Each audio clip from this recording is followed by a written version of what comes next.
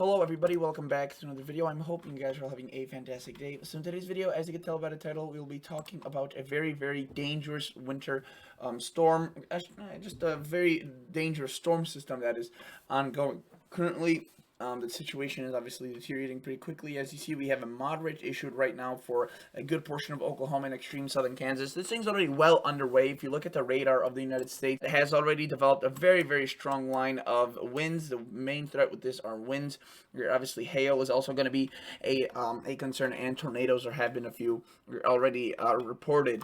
And do note that further up north, there's a pretty heavy rain threat as this thing spreads through Kansas and Nebraska. But again, we're really watching this line, especially right here, to develop into potential really strong wind threats.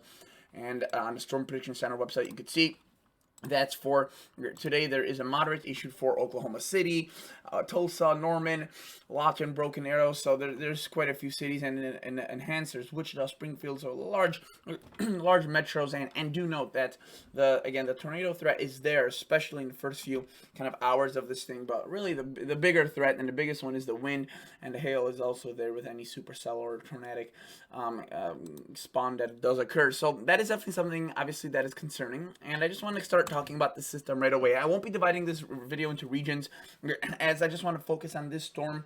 I will be kind of going over just its overall track and its length and what it will do in the future, which again it's a relatively quick moving one. And yeah, so let's start talking about this, and let's begin by again going over currently what's going to be happening across the south central United States with that severe weather threat. So do notice that right now we do have that line of storms, right? It's going to be breaking through Texas, Oklahoma, Kansas. That's already what's going on. In the next few hours, this thing will continue racing very quickly through Oklahoma City into southern Kansas. Also some nasty winds, and again eventually you see that Boeing echo starts weakening here. So by the time it reaches cities like maybe Dallas or Fort Worth, it's a lot weaker. Still could provide a punch. Definitely not the same threat that's going to be across Oklahoma and Kansas though. Notice across Missouri we start seeing some development of some showers and storms into Iowa and into Illinois, and that will produce a pretty heavy rain threat as this thing wraps up and produces very strong winds behind it and not ahead of it. So if you look at the whole continental United States picture, you can see that this thing is pretty impressive. And again, this is what it looks like by 4 a.m. tomorrow morning, 5, 6, 7, 8, 9. So a lot of rain, and you can see that this thing initially doesn't have any snow with itself, but with that snow and cold air in the north across Wisconsin, Michigan, Minnesota, it does end up converting to some snow, and it could be heavy at times throughout the day tomorrow. Notice this, the severe weather threat does potentially continue into Indiana, Ohio, as right there around that low pressure, there's a potential wind threat that continues. Obviously, heavy rain and individual showers, thunder showers will be also a concern. Notice this thing's 986, 985. It's a pretty strong low pressure. It has strong winds, so that will also be a concern. Even once you're done with this system, say across Chicago, Iowa, Indiana, Illinois, Wisconsin, Milwaukee, Indianapolis, cities and states of those nature, you could still be seeing strong winds well into Monday evening. I do note that this thing does end up potentially producing a thud of snow across, say, upstate New York, maybe even cities like Philadelphia, New York, briefly seeing a little bit of snow out of this thing, according to the HURRD here. And do note that this thing is getting mainly a snow event for the Northeast, so that's something that's pretty interesting. And this thing becomes almost like a coastally hung system. You can see right there, slows down, and that could increase quite a bit of that snowfall across the Northeast. You can see just through the early morning hours of Tuesday, some of the snowfall that could fall across the Northeast here is pretty significant. So that's definitely something that's pretty interesting, and we'll have to keep an eye on for.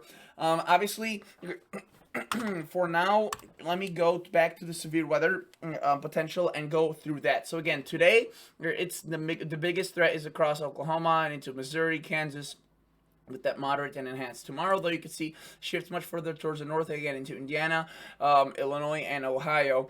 This is definitely an area that we'll have to watch for. Again, mainly the wind threat you can see is the one that brings it up to that slight risk. The tornadoes are possible, though it's not looking anything too significant. And then it dies down with that severe weather. Nothing too big with this system. So let's go to the GFS, and let me show you what this one shows in terms of the total snowfall. So again, there's that system. Boom, it is exploding, right? Severe weather threat, Illinois, Indiana, Ohio tomorrow. But if that doesn't occur, if it's Tuesday, late Tuesday night, and you're watching this video, or you're just in these areas, and it hasn't been anything bad, then the threat has passed over you and you're safe. But notice across the Northeast into today and Tuesday, or I should say, if you're watching this or you're late Monday night and you're thinking to yourself, "Oh, we haven't had any storms yet," they probably already came and you're over with that threat. So don't panic, don't be worried, just be prepared.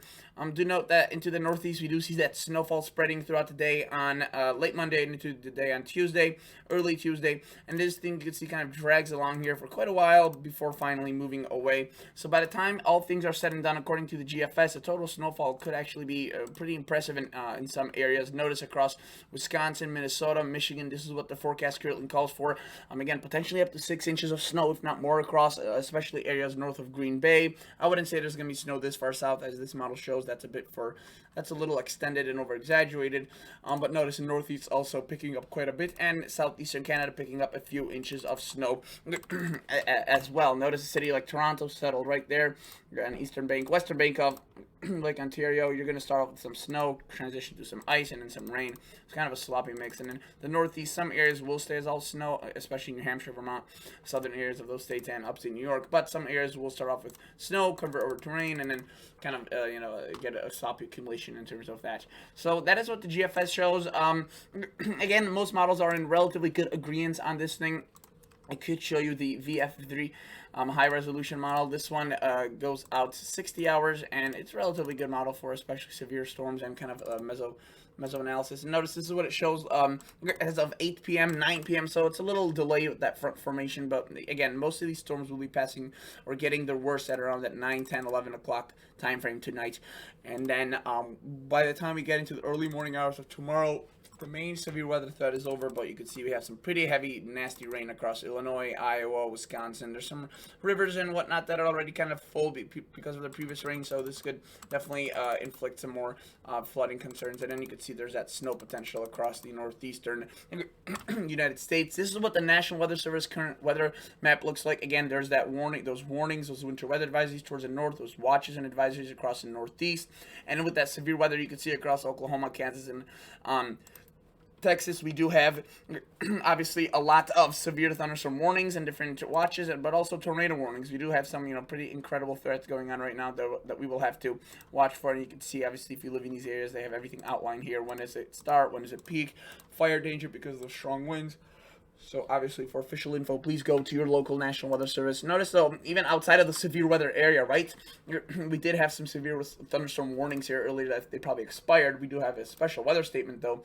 You can see a strong thunderstorm, so that's a thing. You could still be out of the area of where the National Weather Service thinks the worst activity will happen, and you can still see a nasty storm. So that's something I want you guys to keep in mind. But look how healthy this line is. I've been watching this thing ever since around 6 o'clock. And you can see that, yeah, it's really been developing pretty quickly and pretty impressively. Again, a lot of rain further north. That's kind of good. They're in a really bad drought here across Kansas. Won't be any drought buster, but it's a step in the right direction, if you will. And again, some of these storms that are on the leading edge of this heavier rain band, it could be again locally strong and have some downpours. So that is something to keep in mind. And yeah, this thing's gonna be quick moving. Very impressive looking.